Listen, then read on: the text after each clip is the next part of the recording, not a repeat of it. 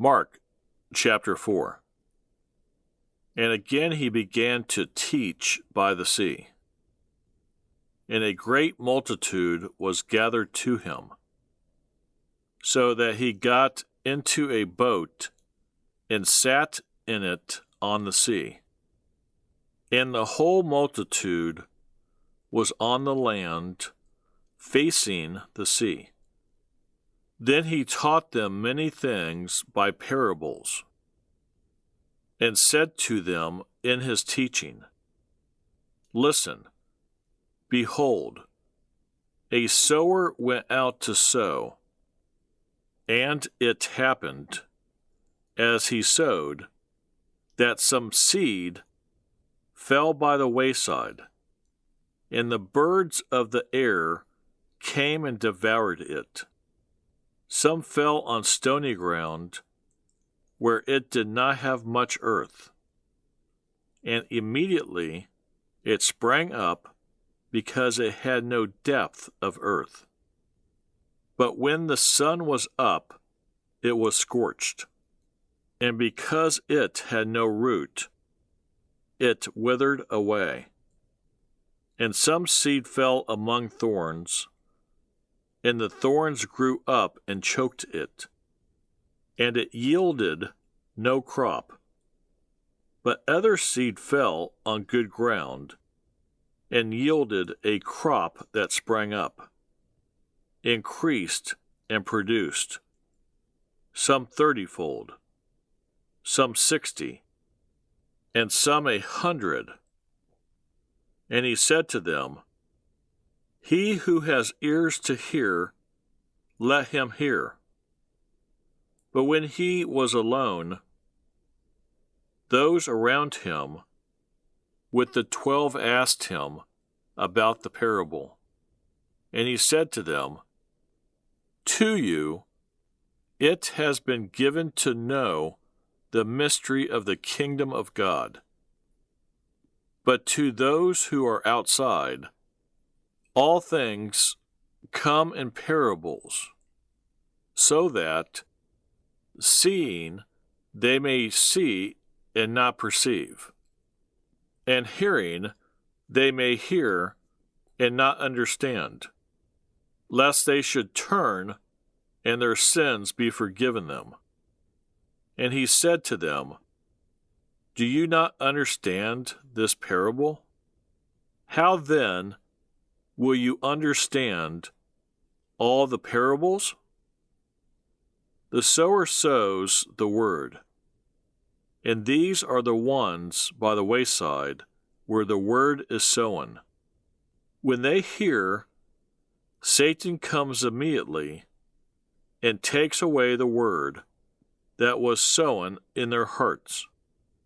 These likewise are the ones sown on stony ground, who, when they hear the word, immediately receive it with gladness, and they have no root in themselves, and so endure only for a time. Afterward, when tribulation or persecution arises for the word's sake, immediately they stumble. Now these are the ones sown among thorns. They are the ones who hear the word, and the cares of this world, the deceitfulness of riches, and the desires for other things entering in choke the word, and it becomes unfruitful. But these are the ones sown on good ground, those who hear the word, accept it, and bear fruit, some 30-fold, some 60, and some 100. Also he said to them, Is a lamp brought to be put under a basket or under a bed? Is it not to be set on a lampstand? For there is nothing hidden which will not be revealed, nor has anything been kept secret, but that it should come to light. If anyone has ears to hear, let him hear. Then he said to them, Take heed what you hear. With the same measure you use, it will be measured to you.